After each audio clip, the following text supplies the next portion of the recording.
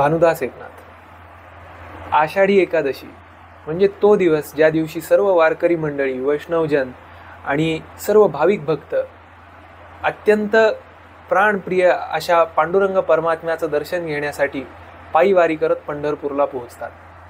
ही अतिप्राचीन काळापासून चालत आलेली परंपरा आज आपल्यापर्यंत पोहोचली आणि यामध्ये महाराष्ट्रात मधल्या काळात झालेल्या संत मंडळीचा हा खूप मोठा असा वाटा या परंपरेच्या मागे आहे।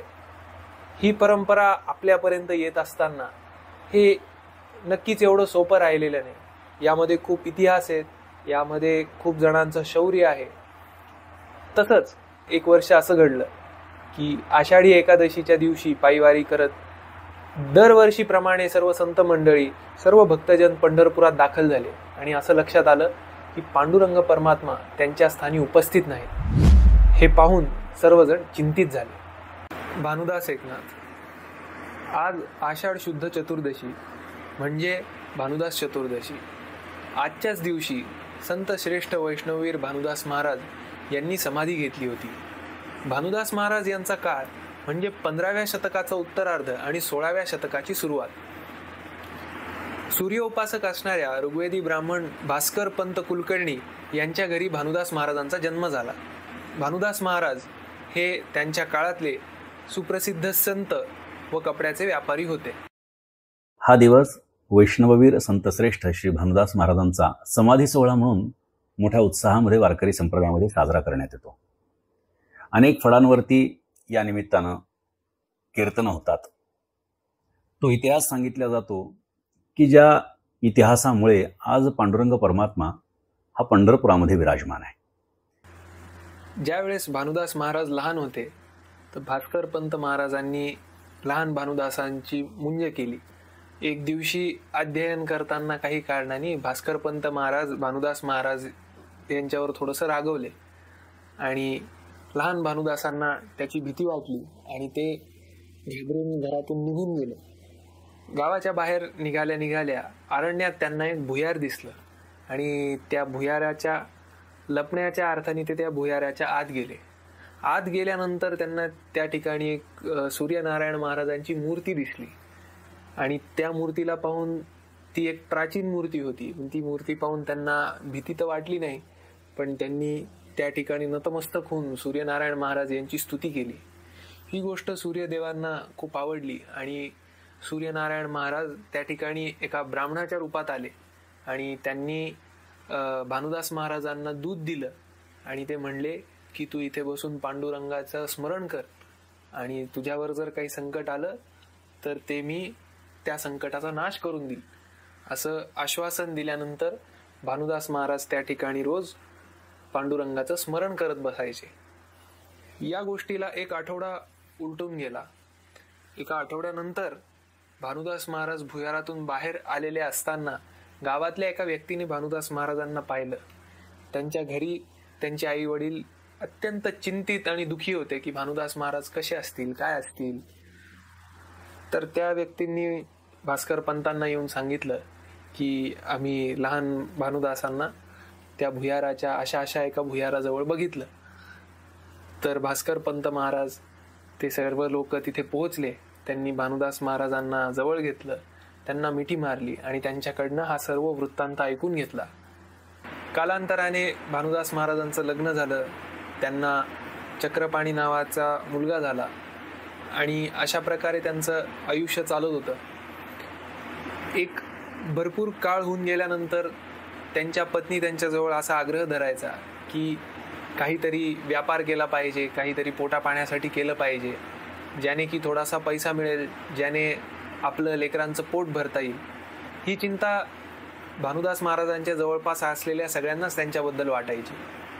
एक दिवशी गावातले सर्व कपडा व्यापारी मंडळी एकत्र आले आणि एकत्र बसून त्यांनी भानुदास महाराजांना असं खूप समजवलं की आपण संसारी आहात, आपल्याला लेकरं बाळं आहेत आणि कर्तव्य म्हणून का होईना परंतु व्यापार करणं किंवा नोकरी करणं किंवा एखादा धंदा पाणी याची सोय बघणं हे आपलं कर्तव्य आहे। आणि हे समजवल्यानंतर भानुदास महाराजांना पटल्यानंतर त्या सर्व व्यापाऱ्यांनी आपल्याकडनं थोडा पैसा असा जमा करत ₹100 जमा करून त्यांना पहिला कपड्याचा जो साठा आहे तो भानुदास महाराजांना त्या सर्व व्यापाऱ्यांनी एकत्र येऊन जमा करून दिला. या कपड्याचा साठा भानुदास महाराजांना देताना त्यांनी भानुदास महाराजांना असा सल्ला दिला की जर कधी गरज पडली तर धंदा करताना खोटं बोललं तरी काही हरकत नाही. पण ही गोष्ट काय भानुदास महाराजांना पटली नव्हती आणि ते व्यापार करताना सर्वांना कपडे विकताना खरं सांगून कपडे विकायचे की अशी अशी परिस्थिती आहे, याचा असा असा भाव आहे. याचं उलट झालं असं, व्यापारी भानुदास महाराजांकडे पाहून सगळे हसायचे की अरे हे नवीन आलेले व्यक्ती आणि इतके वर्ष जसा व्यापार चालत आलाय त्याच्या विरुद्ध दिशेला जात आहे, त्यांच्याकडनं काय व्यापार होणार. परंतु असं झालं की सर्व गिराईकांना भानुदास महाराज खरं बोलत असल्यामुळे, त्यांच्याबद्दल विश्वास वाटत असल्यामुळे ते भानुदास महाराजांकडनंच कपडे घेत. कालांतराने ज्यावेळेस हे लोकांच्या नजरेस यायला लागलं की भानुदास महाराजांचा व्यापार इतरांपेक्षा मोठा व्हायला लागलाय आणि आता इतरांच्या गल्ल्याला त्याचा फटका बसायला लागलाय, त्यावेळेस त्यांच्या मनात भानुदास महाराजांसाठी थोडीशी ईर्ष्या म्हणा किंवा जलन त्यांच्या मनात यायला लागली. एक दिवशी एक बाहेरगावी गेलेले असताना भानुदास महाराज आणि सर्व व्यापारी एके ठिकाणी थांबलेले असताना भानुदास महाराजांना एका कीर्तनाचा आवाज आला आणि भानुदास महाराज लगेचच सर्वांना म्हणले की चला आपण सर्वजण जाऊन कीर्तन ऐकू, त्या ठिकाणी भजन करू. आणि सर्वजण म्हणले नाही की आम्ही थकलेलो आहोत, आम्ही काय येणार नाही. असं ऐकून भानुदास महाराज म्हणले की हा माझा घोडा आणि त्यातले सर्व त्या घोड्यावरती चढवलेले सगळे कपडे हे सगळं भानुदास महाराजांनी त्यांच्या ताब्यात सोडून भानुदास महाराज त्या कीर्तनासाठी गेले. आणि तो जो घोडा होता, सर्व व्यापाऱ्यांनी भानुदास महाराजांबद्दल जे त्यांच्या मनात होतं तसं असल्यामुळे त्यांनी त्या घोड्याला सोडून दिलं आणि त्याच्यावरचे कपडेसुद्धा त्यांनी टाकून दिले. याचा परिणाम असा झाला की थोड्या वेळानंतर त्या ठिकाणी काही लुटेरे लोक आले. या लुटेऱ्यांनी इतर सर्व व्यापाऱ्यांना लुटलं आणि त्यांचे घोडे तर सोडूनच दिले. भानुदास महाराज कीर्तन झाल्यानंतर, त्यांचं भजन झाल्यानंतर परत त्या ठिकाणी आले. त्यांनी आल्यावरती दृश्य बघितलं की सर्व व्यापारी दुःखी अवस्थेत, जखमी अवस्थेत त्या ठिकाणी बसलेले होते आणि त्यांचे घोडे, त्यांचे कपडे त्यांच्यापाशी नव्हते. आणि भानुदास महाराजांनी आल्यावरती पाहिलं की कोणीतरी व्यक्तीने त्यांचा जो घोडा आहे तो पकडून ठेवला आहे आणि त्यावरती त्यांचे जे कपडे आहेत ते व्यवस्थितपणे त्या ठिकाणी आहेत. जसं भानुदास महाराज त्या ठिकाणी जवळ पोचले, सर्वांना विचारलं काय झालं. हे विचारत असताना त्यांच्या असं लक्षात आलं की ज्यांनी तो घोडा त्या ठिकाणी सांभाळून ठेवला होता ते आता अदृश्य झाले. आणि हे सर्व बघताच त्यांच्या लक्षात आलं की या सगळ्या प्रसंगात विठ्ठलाने येऊन त्यांचे कपडे आणि त्यांच्या घोड्याला सांभाळलं.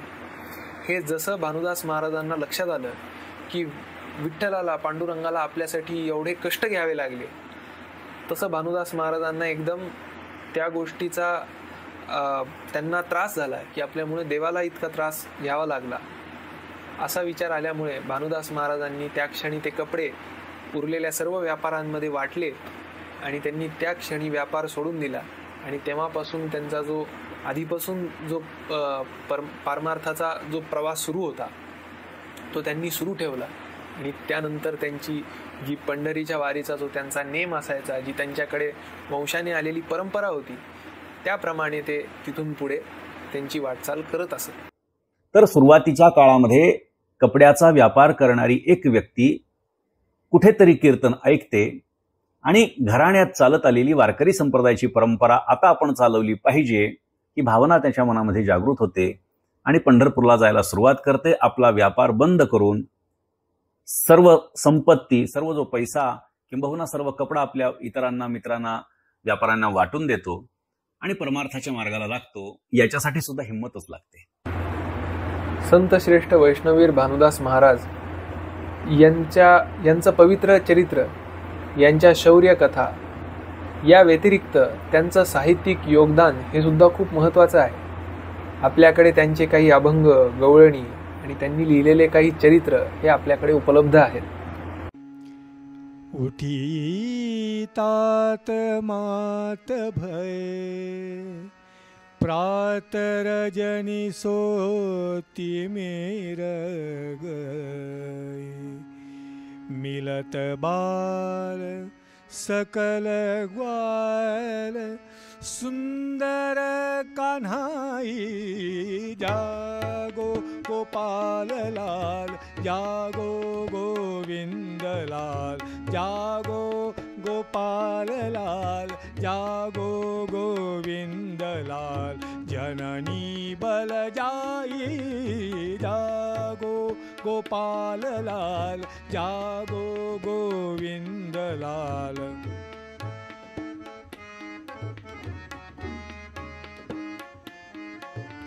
संगीत सब फिरत बयन, तुम बिन नहीं छूटत दयन, त्यजो शयन कमल नयन, सुंदर मुखाई जागो गोपाल लाल, जागो गोविंद लाल, जागो गोपाल लाल, जागो गोविंद लाल।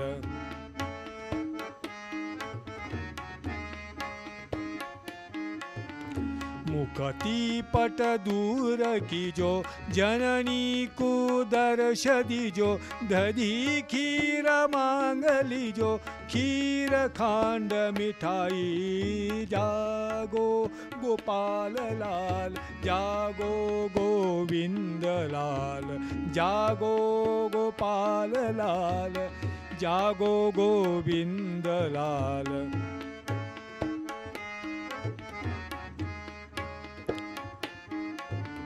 जमत जमत श्याम राम, सुंदर मुख सदा राम,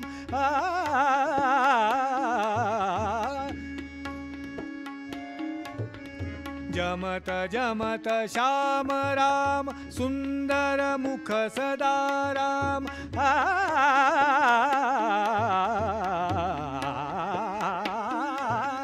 जमत जमत श्याम राम, सुंदर मुख सदा राम, थाथी की छूट कछु भानुदास पाई, जागो गोपाल लाल, जागो गोविंद लाल, जागो गोपाल लाल, जागो गोविंद लाल, जननी बल जाई, जागो गोपाल लाल, जागो गोविंद लाल, जागो गोपाल लाल, जागो गोविंद लाल, जागो गोविंद लाल, जागो गोविंद लाल।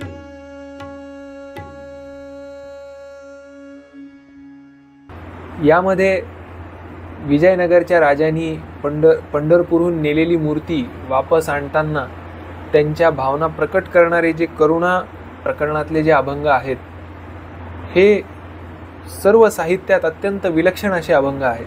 आणि असा हा अभंगांचा साठा, अशा काही गवळणी आणि आपल्याला दोन अत्यंत महत्त्वाचे चरित्र हे भानुदास महाराज यांच्या माध्यमातून प्राप्त झालेले आहेत। यामध्ये मामळभट आणि कूर्मदास या दोन महात्म्यांचं चरित्र भानुदास महाराज यांच्या लेखणीतून आपल्यापर्यंत पोहोचलेलं आहे। तर सुरुवातीला मी ज्या प्रसंगाचा उल्लेख करत होतो की आषाढी एकादशीच्या दिवशी सर्व संत मंडळी, सर्व वारकरी पंढरपुरात दाखल झाले आहेत आणि त्यांना असं समजलं आहे की पांडुरंग परमात्मा आपल्या स्थानी उपस्थित नाही। हे सर्व कळाल्यानंतर सर्वजण चिंतित झाले। काय ही परिस्थिती आली, कशामुळे झालं, कोणालाच कळत नव्हतं। विचारपूस झाल्यानंतर असं समजलं की विजयनगरचा राजा कृष्णदेवराय ही मूर्ती त्याच्या मूळ स्थानी जिथे तो राहत असत, जे आजचं हम्पी आहे, ज्या ठिकाणी विठ्ठल टेम्पल जे बघण्यासाठी लोक दूरवरून येतात, त्या ठिकाणी ती मूर्ती त्या राजाने नेलेली आहे अशी बातमी सर्वांना समजली। हे समजल्यानंतर सर्वजण चर्चेसाठी बसले आणि काय करावं असा प्रश्न सगळ्यांना पडलेला होता। कोण जाणार, कोण आणणार हा प्रश्न पडलेला असताना भानुदास महाराज त्या ठिकाणी उठले आणि ते असं म्हणले की मी आणेल, विठ्ठलाची मूर्ती मी या ठिकाणी आणेल। पाहू की विठ्ठल महाराज काय पाहून पंढरपूर सोडून गेले। असं म्हणत भानुदास महाराज त्या ठिकाणून आजचं जे हम्पी म्हणून स्थान आहे त्या ठिकाणी पंढरपूरहून ते निघाले. त्यानंतर कृष्णदेवरायाच्या विजयनगरीत पोहोचल्यानंतर भानुदास महाराज सर्व ठिकाणी शोधत होते विठ्ठलाच्या मूर्तीला.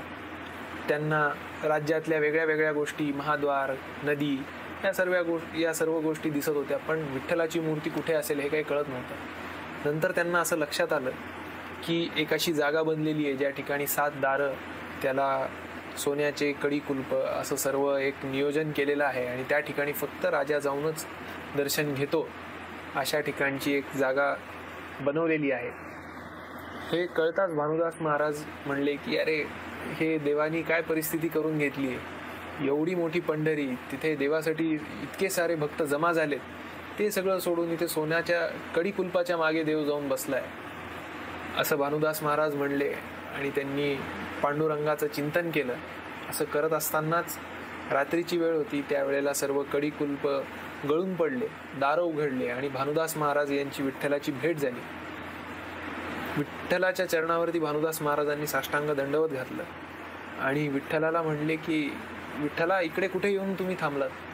आपण परत पंढरीला चलावं. तिकडे सगळे वारकरी तुमची वाट बघतायत, तुम्ही इकडे कशामुळे येऊन थांबले? त्यांना विठ्ठल भगवान म्हणले की मी या ठिकाणी येऊन बंदी झालो. कुठे मला इकडे माझा नामघोष ऐकू येत नाही, माझ्या भक्तांना बघता येत नाही. असं विठ्ठलाने सुद्धा आपली खंत व्यक्त केली आणि भानुदास महाराजांना सांगितलं की आपण या ठिकाणून बाहेर जा आणि त्या ठिकाणी माझी वाट बघा. आणि त्यांनी आपल्या गळ्यातली तुळशीची माळ ही भानुदास महाराजांच्या गळ्यात घालून भानुदास महाराजांना बाहेर जाण्याची आज्ञा केली. रात्र झाली आणि भानुदास महाराज बाहेर गेले. त्या ठिकाणी ते बसलेले असताना दुसऱ्या दिवशी सकाळी स्नान संध्या करत असताना, त्यांचं हे सुरू असताना राजा विठ्ठलाच्या भेटीसाठी गेला आणि राजाच्या असं लक्षात आलं की पंचरत्नाचा हार विठ्ठलाच्या मूर्तीवरती जो घातलेला होता तो आता नाही. तर राजांनी सर्व त्यांच्या कर्मचाऱ्यांना अशी आज्ञा केली की ज्या ठिकाणी चोर मिळेल त्या ठिकाणून त्या चोराला घेऊन सुळावर चढवा, अशी राजांनी परस्पर आज्ञा दिली. आणि या सर्व कर्मचारी हाराला शोधायला लागले. गंगेच्या तीरी ध्यान करत असलेल्या भानुदास महाराजांना त्या कर्मचाऱ्यांनी पाहिलं आणि त्यांच्या असं लक्षात आलं की हा पंचरत्नांचा हार भानुदास महाराजांच्या गळ्यात आहे. हा हार कदाचित तुळशीच्या हारासोबत भानुदास महाराजांच्या गळ्यात आलेला असावा, परंतु हे त्या कर्मचाऱ्यांना माहीत नव्हतं. त्यांना असं वाटलं की भानुदास महाराज चोर आहेत असं समजून त्यांनी भानुदास महाराजांना पकडलं आणि त्यांना सुळावरती न्याय लागले. भानुदास महाराज म्हणले की मला 2 शब्द विठ्ठलाशी बोलू द्या. असं म्हणत असताना भानुदास महाराज हे विठ्ठलाशी असं बोलले की आत्ता तुझी युक्ती समजली. आम्हाला तू दूर लोटत आहेस. आम्हाला भक्तांना जरी तू दूर लोटायचा प्रयत्न केलास तरी इथून पुढचे 1000 जन्म आम्ही तुझ्याच पायाशी लोटांगण घालत राहू आणि तुझीच भक्ती करू. जरी हे आकाश वर पडो पाहे, ब्रह्म गोळ भंगा जाये, वडवानळ त्रिभुवन खाये, तरी तुझीच वाट पाहे गा विठोबा. न करी अणिकांचा पांगिला, नामधारक तुझाची अंकिला. सप्त सागर एकवट होती, जरी हे विरुनी जाई क्षिती. पंचमहाभूते प्रळय पावती, परी मी तुझाची सांगती गा विठोबा. भलतैसे वर पडो भारी, नाम न सांडो न टळो निर्धारी. जैसी पतिव्रता प्राणेश्वरी, विनवी भानुदास म्हणे आधारी गा विठोबा. असं म्हणत भानुदास महाराज हे त्यांच्या सुळाच्या स्थानावर त्यांना नेण्यात आलं. ज्या क्षणी त्यांना सुळावर चढवावं असा क्षण आला त्या क्षणी त्या सुळाला पालवी फुटली आणि बघता बघता सुळाचं वटवृक्ष झालं. ही घटना पाहून सर्वांना विस्मय झाला आणि ही घटना ज्या क्षणी राजापर्यंत पोहोचली, राजाला स्वतःची चूक अशी लक्षात आली की आपल्याकडनं विठ्ठलाच्या एका निस्सीम भक्ताला दुःख पोहोचलं गेलं. आणि हे कळताच राजा कृष्णदेवरायांनी भानुदास महाराजांची क्षमा मागितली आणि भानुदास महाराजांनी हे सगळं घडल्यानंतर विठ्ठलाला अशी विनंती केली की विठ्ठला पांडुरंगा, आता तुम्ही आमच्या सर्वांसोबत पंढरपूरला यावं. आणि विठ्ठल त्या पद्धतीने भानुदास महाराजांसोबत पंढरपूरला आले वैष्णववीर संतश्रेष्ठ भानुदास महाराजांनी, की जे शांतीब्रह्म एकनाथ महाराजांचे पणजोबा आहेत, यांनी ती परत पंढरपुरामध्ये आणली आणि त्यांच्या हस्ते पुनर्स्थापना पांडुरंगाची झाली. आजही हंपी शहरामध्ये जे विठ्ठल टेम्पल आहे तिथल्या गाभाऱ्यामध्ये विठ्ठल नाही आहे. विटेची खाच आपल्याला पाहायला मिळते, परंतु तिथे विठ्ठल नाही आहे. तो विठ्ठल भानुदास महाराजांनी पंढरपुरामध्ये आणला. हा इतिहास वारकरी संप्रदायामध्ये मान्य आहे, सर्वश्रुत आहे. परंतु भानुदास महाराजांना वैष्णववीर म्हणण्यात येत आहे. तर वैष्णव असणाऱ्या भानुदास महाराजांनी काहीतरी वीरत्व दाखवलं असेल. बळ हे सगळ्याच ठिकाणी गरजेचं आहे. अध्यात्मामध्ये सुद्धा बलाचं अनन्यसाधारण महत्व आहे. योग ग्रंथामध्ये एक सुंदर वाक्य आहे, नायमात्मा बलहीनेन लभ्याहा. तो जो मी आत्मा आहे तो बलहीन पुरुषाच्या ठिकाणी नसतो, असं त्याच्यामध्ये वर्णन केलेलं आहे. प्रत्येक क्षेत्रामध्ये कार्य करायचं म्हटल्यानंतर विविध प्रकारचं बळ लागतं. तसं परमार्थामध्ये सुद्धा भक्तीचं बळ लागतं, भावाचं बळ लागतं. आम्ही भावे बळीवंत तुझं घालू हृदयात, ही भाषा जर आपण तुकोबारांची बघितली तर आपल्याला लक्षात घेता येईल की भावाचं बळ हे परमार्थामध्ये अतिशय महत्वाचं आहे. ज्याप्रमाणे व्यवहारात वावरत असताना शारीरिक बल हे त्या माणसाला तेवढ्या पुरतं गरजेचं असतं, त्याच पद्धतीनं भक्ती करत असताना भक्तीचं बल, भावाचं बल हे अत्यंत गरजेचं आहे. आणि हे जे भक्तीचं बळ आहे हे केवळ भक्तीचंच बळ भानुदास महाराजांच्या अंगी होतं किंवा त्यांचे पणतू असणाऱ्या शांतीब्रह्म एकनाथ महाराजांच्या अंगी होतं असं नाही. कारण एकनाथ महाराजांनी आपल्याला कल्पना आहे की लढाई देखील केलेली आहे. म्हणजे शारीरिक बलाचाही वापर त्यांनी आपल्या जीवनामध्ये केलेला आहे आणि भक्तिबळाचाही वापर त्यांनी आपल्या जीवनामध्ये केलेला आहे. म्हणजे बलाची व्याख्या ही सर्वसामान्य गोष्टीपेक्षा विशेष गोष्ट म्हणजे बळ, या अर्थानं आपण बळाची व्याख्या करू शकतो. म्हणून भानुदास महाराजांच्याकडे भक्तीचंही बळ होतं आणि त्या भक्तीच्या बळावरती भानुदास महाराजांनी पांडुरंगाची मूर्तीही पुन्हा पंढरपुरामध्ये आणली, पुनर्स्थापित केली. भानुदास महाराजांच्या हस्ते पांडुरंगाची पुनर्स्थापना झाली. जर भानुदास महाराजांनी पांडुरंगाची मूर्ती आणली नसती तर भानुदास महाराजांच्या आधी ज्या कोणी संतांनी पंढरपूरपर आणि पंढरपूर आणि पांडुरंग यांचा संबंध जोडलेले जे अभंग आहेत ते आपल्याला गाता आले नसते. जर भानुदास महाराजांनी ही मूर्ती पंढरपुरामध्ये आणली नसती तर एकनाथ महाराज, तुकोबाराय आदी भानुदास महाराजांच्या नंतर झालेले जे संत आहेत त्यांना पंढरपूर आणि पांडुरंगाचं वर्णन करता आलं नसतं एकत्रितरित्या. त्यामुळे हे उपकार आपल्यावरती भानुदास महाराजांचे आहेत. भानुदास महाराज काय, एकनाथ महाराज काय, वारकरी संप्रदायावर आणि ओघानच महाराष्ट्रावरती अनन्य उपकार असे आहेत की शांतीब्रह्म एकनाथ महाराजांनी ज्ञानोबा यांच्या समाधीचा शोध घेतला आणि त्याचा जीर्णोद्धार केला, हे सर्वश्रुत आहे. ज्ञानेश्वरीची ग्रंथाची प्रतिशुद्ध केली, हे देखील सर्वश्रुत आहे. परंतु भानुदास महाराजांनी ही मूर्ती पांडुरंगाची पुन्हा पंढरपुरामध्ये आणली ही बऱ्याच जणांना माहिती नसल्यामुळे अतिशय चांगल्या पद्धतीने ही माहिती आपल्या लोकांपर्यंत पोचावी याच्यासाठी ह्या व्हिडिओचं खरं तर प्रयोजन आहे. आणि म्हणून भानुदास महाराज हे भक्तीचं बळ धारण करून असल्यामुळे त्यांना वैष्णववीर ही पदवी दिली आहे. मातले वैष्णववीर रे असं तुकोबारांनी जे वर्णन केलेलं आहे, तर हे वैष्णववीर म्हणजे कसे, तर भक्तीमध्ये सुद्धा ज्यांनी आपली महारथ स्थापित केलेली आहे, भक्ती क्षेत्रामध्ये सुद्धा ज्यांनी एक स्वतःचा अधिकार सिद्ध केलेला आहे, त्यांना वैष्णववीर म्हणण्यात आलेलं आहे. आणि कोणत्याही संतांना यापूर्वी वैष्णववीर ही पदवी मिळालेली नाही किंवा वारकऱ्यांनी, भाविकांनी, आपल्या पूर्वजांनी पदवी लावलेली नाही. परंतु संतश्रेष्ठ भानुदास महाराजांना मात्र वैष्णववीर भानुदास महाराज असा त्यांचा उल्लेख आदरानं वारकरी संप्रदाय करतो. त्याचं कारणच हे आहे की वारकरी संप्रदायामध्ये एक मोठी क्रांती ही भानुदास महाराजांनी केलेली आहे. त्यामुळे भानुदास एकनाथ हे भजन लाखो वारकरी म्हणतात. दिंड्यांमध्ये सुद्धा अनेक वारकरी भानुदास एकनाथ भजन करत जातात. त्यामुळे या भक्तीच्या बळामुळे भानुदास महाराज हे श्रेष्ठ पदाला प्राप्त झालेले आहेत. खरं तर एका राज्यातून दुसऱ्या राज्यामध्ये जाण्यासाठी सुद्धा एक काही ना काहीतरी कष्ट घ्यावे लागतात. एक आपली शक्ती त्या ठिकाणी प्रदर्शित करणं गरजेचं असतं.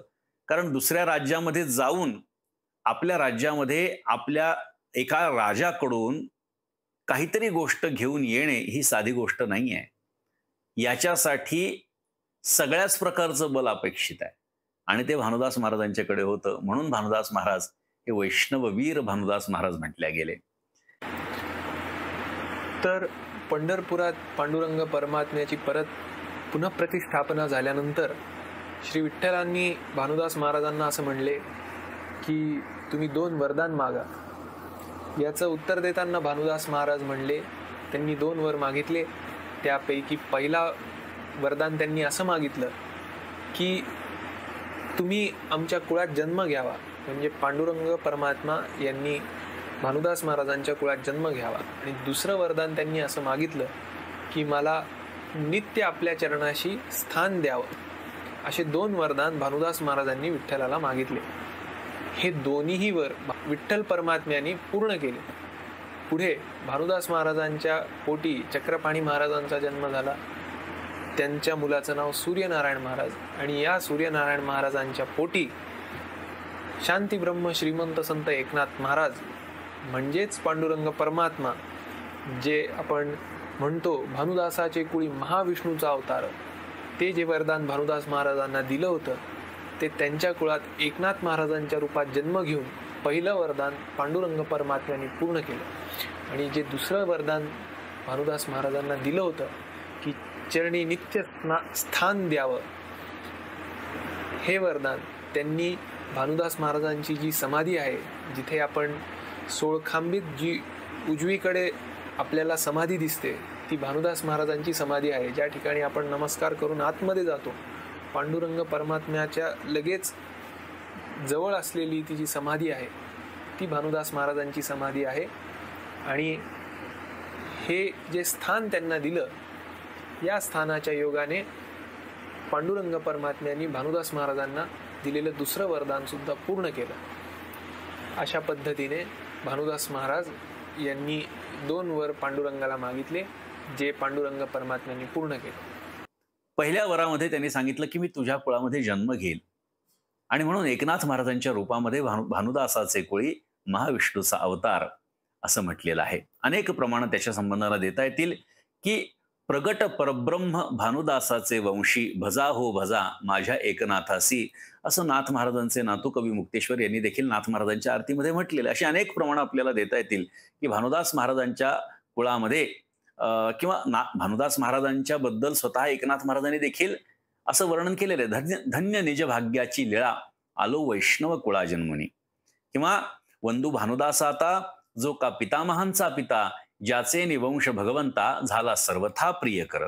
किंबहुना आमच्या परंपरेमध्ये ज्या नमनापासून भजनाची कीर्तनाची सुरुवात होते त्याचाही उल्लेख मला विशेषत्वाने या ठिकाणी करावासा वाटतो. स्वये भानुजो भानु आराधियेला, तयाचे कुळी दीपकू दिव्य झाला, हरिभक्तीला गोनी तारी समजता, नमस्कार माझा सद्गुरू एकनाथा. किंवा निळोबाराय नाथ महाराजांच्या आरतीमध्ये म्हणतात त्याप्रमाणे भानुदासाचे कुळी महाविष्णूचा अवतार. अशी अनेक प्रमाण आपल्याला देता येतील की भानुदास महाराजांच्या कुळामध्ये एकनाथ महाराजांचा अवतार झालेला आहे. पहिल्या वरातून तर एकनाथ महाराजांच्या रूपानं भगवंतानं अवतार घेतला आणि दुसरा वर भानुदास महाराजांना सांगितला माझ्या पाशी, माझ्या पायापाशी, माझ्या चरणापाशी अखंड स्थान देईल. आणि म्हणून आज जी सोळखांबी आपल्याला दिसते, अर्थात भानुदास महाराजांच्या काळामध्ये ही सोळखांबी नव्हती. हा इतिहासच इसवी सन 1511च्या दरम्यानचा आहे आणि त्या कालखंडामध्ये त्या ठिकाणी गरुडखांब वगैरे नव्हता, त्या ठिकाणी सोळखांबी नव्हती. म्हणजे भानुदास महाराजांची समाधी जी सोळखांबीमध्ये आज आहे त्या ठिकाणी मोकळे जागा कदाचित असावी आणि मंदिराच्या दाराच्या लगेचच बाहेर, म्हणजे चौखांबीतून जेव्हा आपण बाहेर येतो तेव्हा लगेचच डाव्या हाताला किंवा सध्याच्या सोळखांबीतून चौखांबीमध्ये जात असताना उजव्या हाताला जे षटकोनी पादुका आहेत, षटकोनी एक चौथरा आहे आणि त्याच्यावरतीच्या ज्या पादुका आहेत ती म्हणजे संतश्रेष्ठ वैष्णववीर भानुदास महाराजांची समाधी आहे. आजही आम्ही वंश परंपरेनं गेल्या 400, 450, 500 वर्षांपासून हा इतिहास आहे आणि ही परंपरा चालत आलेली आहे की भानुदास महाराजांचा समाधी सोहळा हा आषाढ शुद्ध चतुर्दशी अर्थात त्या तिथीलाच भानुदास महाराजांचं नाव लागल्या गेलेलं आहे. जसं एकनाथ षष्ठी आपण म्हणतो तशा पद्धतीनं भानुदास चतुर्दशी अशी म्हणण्याची पद्धत वारकरी संप्रदायामध्ये चालत आलेली आहे. तर त्या स्थानावरती आम्ही वंश परंपरेनं नैवेद्य, भजन, कीर्तन आदी पूजन आदी सगळ्या गोष्टी करत आलेलो आहोत.